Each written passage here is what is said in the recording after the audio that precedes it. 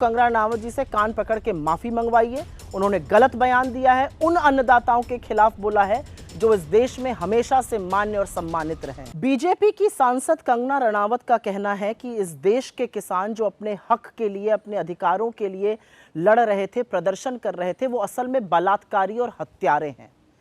इस बात को कहने के बाद बीजेपी बिल्कुल चुप है, सरकार कन्नी काटने की कोशिश कर रही है। लेकिन आज बीजेपी को और सरकार को यह साफ करना पड़ेगा कि क्या ये कंगना रनावत की राय है या यही सरकार का मत भी है। सरकार बच के निकल नहीं सकती है, नरेंद्र मोदी चुप नहीं रह सकते हैं। क्या आपको भी लगता है कि इस देश के अन्नदाता, इस देश के किसान हत्यारे और बलात्कारी हैं? इसका बहुत बड़ा जवाब अभी आपको हरियाणा देगा, लेकिन आज आपको चुप्पी तोड़नी पड़ेगी। या तो इसका खंडन करिए, ये बयान वापस करवाइए, या यही आपका आधिकारिक स्टैंड माना जाएगा। अदरवाइज कंगना रनावत को कान पकड़ के माफी मांगनी चाहिए। दूसरी एक बड़ी बात उन्होंने कही कि ये जो प्रदर्शन हो रहा था, इसमें विदेशी शक्तियां सम्मिलित थीं।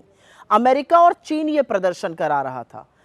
हर कोई जानना चाहता है कि क्या देश इतना कमजोर हो गया है कि बाहरी शक्तियां हमारे देश में अस्थिरता फैला रही हैं? क्या नरेंद्र मोदी की नाक के नीचे देश इतना कमजोर होता जा रहा है कि बाहरी शक्तियां आके यहां पर बवाल मचा रही हैं? और अगर ऐसा है तो यह बड़ा गंभीर मामला है। इस पर भी सरकार को अपना रुख, अपना मत साफ करना पड़ेगा, स्पष्ट करना पड़ेगा कि क्या जो कंगना रनावत कह रही हैं सही है, क्या विदेशी ताकतों की इतनी दखल है कि वो हमारे देश में अस्थिरता फैला रहे हैं। दोनों मुद्दों पर, अन्नदाताओं को हत्यारा और बलात्कारी कहने पर और विदेशी ताकतों के भारत में दखल पर, दोनों चीजों पर बीजेपी को भी और सरकार को भी अपना स्टैंड साफ करना पड़ेगा। नहीं तो यही वक्तव्य आपका आधिकारिक स्टैंड माना जाएगा। और क्यों नहीं माना जाना चाहिए? या तो कंगना रनावत जी से कान पकड़ के माफी मंगवाइए। उन्होंने गलत बयान दिया है, उन अन्नदाताओं के खिलाफ बोला है जो इस देश में हमेशा से मान्य और सम्मानित रहे हैं। अंत में मैं सिर्फ इतना कहना चाहती हूं, इस देश के अन्नदाता, इस देश के लोग आपको एक बहुत बड़ा पाठ सिखा चुके हैं। अब हरियाणा, महाराष्ट्र, जम्मू कश्मीर, झारखंड, हर जगह और सिखाएंगे।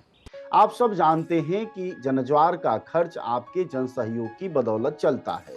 आप भी जनसहयोग में शामिल हों और आजाद और स्वतंत्र पत्रकारिता को बनाए रखने के हमारे इस महाअभियान में शामिल हों।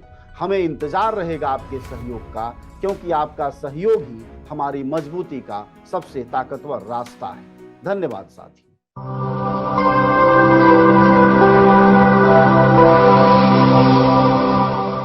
जनज्वार, जनता की मीडिया।